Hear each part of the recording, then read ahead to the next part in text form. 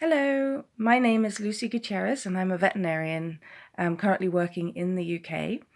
And I'm making this video to explain to normal people what the effect of the immigration policy of the Home Office in the UK is on normal families trying to immigrate legally into the UK. My situation is that I am a dual national. I come from the UK. My parents are both British. I was born in America when my parents were living out there, and therefore have a US passport.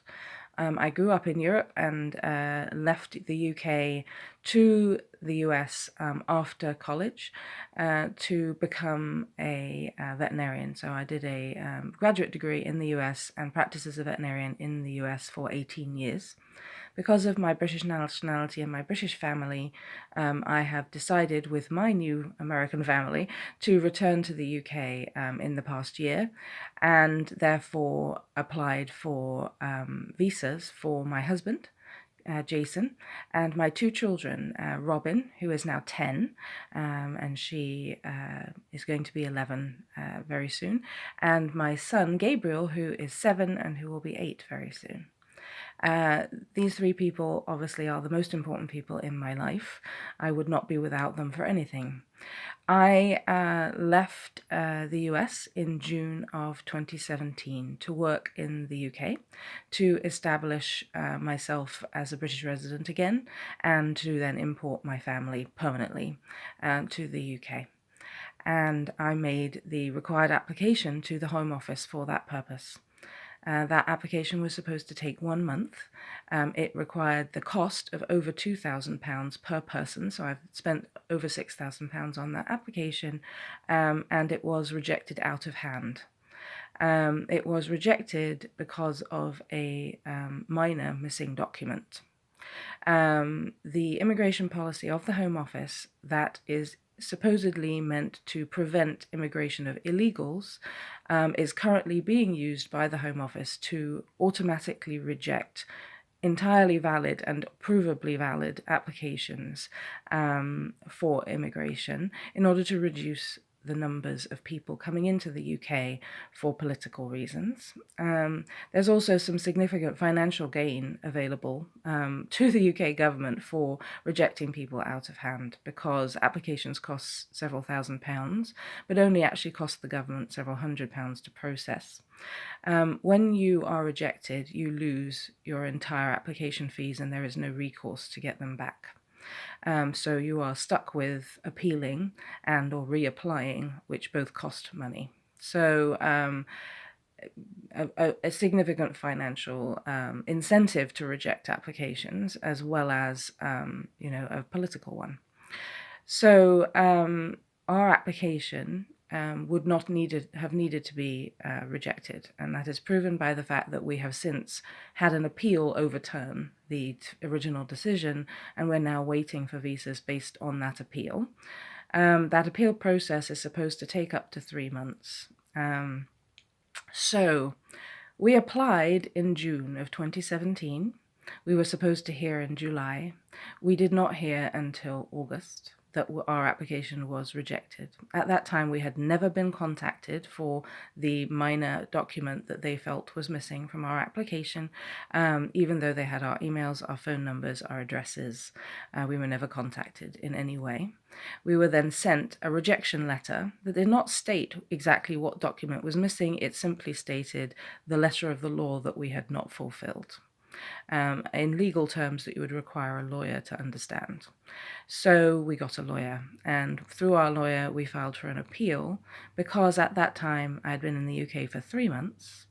Once you have been in the UK for 3 months working, you are now required, instead of using your external income, which I used for the first application, to provide 6 months of proof of UK income, which means that it's at least 3 months before you can reapply. So we did an appeal, and we filed that appeal in August of 2017. It's usually supposed to take up to 3 months for that appeal to be heard. It took 5.5 months, and we had still not heard anything regarding our appeal, at which point my legal representation recommended that we give up on that appeal process, since I now had more than 6 months of payslips in the UK, to reapply. We reapplied. That meant filing an entire new application with all the same legal fees as the first application. I mean, same fees as the first application, plus legal fees, costs for shipping, costs for printing. The second application that I sent through my lawyers contained 2 double binders. Actually, yeah, 2 double binders of information, including photographs proving our relationship, all of our documents, passports, current passports, proof of my new income in the UK, proof of address, proof that I've been paying bills here in the UK for 6 months, proof that my husband and children are my husband and children, marriage certificates, documentation of our lives together, school reports for my children, all of these documents required because I need to prove that I'm married, prove that I have a husband, prove that I have children, within a hair of a doubt, because the Home Office will reject us again if we haven't done that. So that application was also expedited. You can pay an extra fee to make it go faster, and they don't actually have to make it go faster.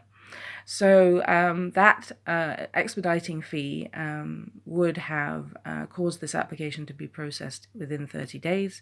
We've already received the automatic reply for receiving that application about, the Home Office received it just under a month ago, stating that our application will take longer to be processed. Not why, but just that it will be taking longer to be processed. In the meantime, our appeal was, as I said, overturned 3 days after we submitted that second application. So we are now in the process of the appeal generating visas for us. That's supposed to take, what would you think? Okay, we've decided we were wrong about your first application, and we're going to relook at it and issue you visas. You'd think, that might take a couple of weeks. No, the standard amount of time is 8 weeks.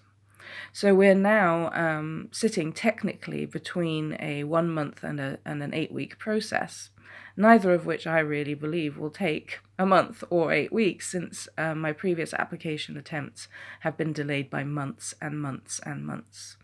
I've now been without my husband and children in the UK working for 11 months.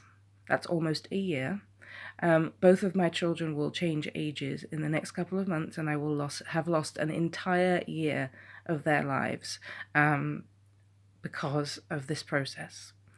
And it would have been prevented by a single email or a single letter 11 months ago stating the document that was missing from our application, so that we could have submitted it by return mail. That's it. That's all that would have had to happen. It has been well and truly and thoroughly proven by this process that we have a legitimate application, that we're supposed to be allowed to be in the UK, and my family still are not here. I would ask you to spread this video. People need to know that this is what an aggressive immigration policy actually means to families. And I'm not the only one. There are hundreds and thousands of people, just like the Windrush generation, that are caught in the minutiae of these ridiculous processes in which the Home Office representatives are required to reject applications ad hoc, out of hand, for minor infringements, because they are trying to avoid immigrating people in order to politically look good, and because they are financially incentivized by the very high fees to do so. And this is something that everyone needs to know about. So tell your friends, tell your politicians, tell Ellen DeGeneres, tell the world that I would like my family, and that we have every legitimate reason to be given a visa. I would not be putting our dirty laundry out there, our information out there on the internet, if I wasn't desperate, and if I wasn't drastically aware that if you are willing to do this, if you're willing to go public, the Home Office calls you within a week and gives you a visa. It's been happening for Windrush people. It's been happening for anyone that manages to get their case heard in any way publicly at this point. And so please, will you send this video everywhere you know, let it go viral, let people know that this is happening for me, for my family, and for all the other families out there that need their visas, and that legitimately should have visas and should be allowed to be families in the UK working, generating taxes, and living happy lives, which is all we're trying to do. As a veterinarian, my job training is very much needed in the UK. I've been a veterinarian for 18 years. I'm experienced. I'm no one special. I don't have a super degree. You know, I mean, I have a wonderful degree from UC Davis, but I don't have a master's. I don't have extra qualifications. And yet in the UK, there are enough veterinary positions easily available that I was able to get 5 positions in a week of interviews. So veterinarians here are very much needed. We don't have enough graduating British vets, and a lot of vets that are working in the UK are already EU nationals, which may potentially cause a problem with Brexit. And coming in legitimately as a veterinarian, qualified veterinarian from the US to the UK with British nationality should not be a problem, and it should not be considered a threat to anybody's job. And so I would ask you, please, as I said, spread this video. Thanks, everyone. Bye.